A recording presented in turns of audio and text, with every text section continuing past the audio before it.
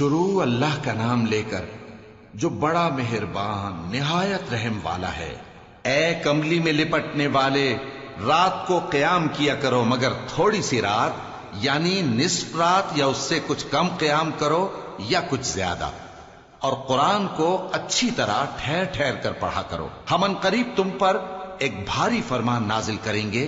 کچھ شک نہیں کہ رات کا اٹھنا نفس کو سخت پامال کرتا ہے، اور اس وقت ذکر بھی خوب درست ہوتا ہے۔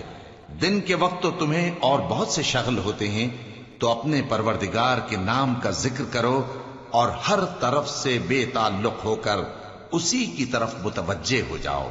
وہی مشرق اور مغرب کا مالک ہے، اس کے سوا کوئی معبود نہیں، تو اسی کو اپنا کارساز بناؤ۔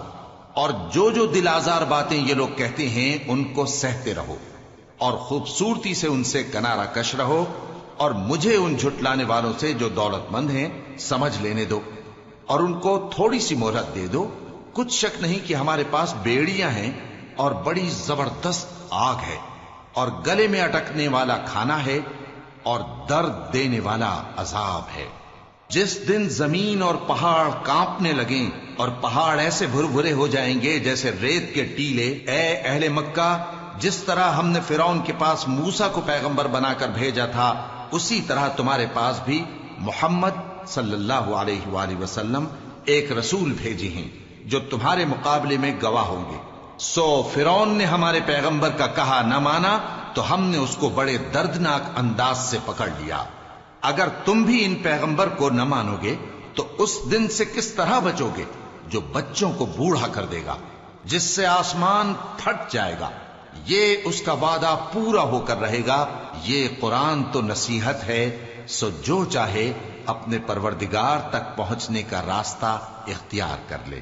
تمہارا پروردگار خوب جانتا ہے کہ تم اور تمہارے ساتھ کے لوگ کبھی 2/3 رات کے قریب اور کبھی آدھی رات اور کبھی تہائی رات قیام کیا کرتے ہو، اور اللہ رات اور دن کا اندازہ رکھتا ہے۔ اس نے معلوم کیا کہ تم اس کو نبھا نہ سکو گے، تو اس نے تم پر مہربانی کی، پس جتنا آسانی سے ہو سکے اتنا قرآن پڑھ لیا کرو۔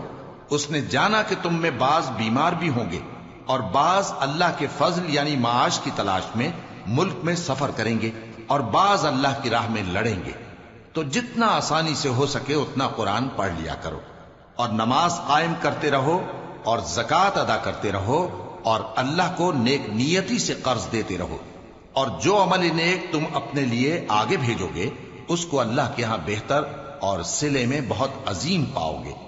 اور اللہ سے بخشش مانگتے رہو، بے شک اللہ بخشنے والا ہے، مہربان ہے۔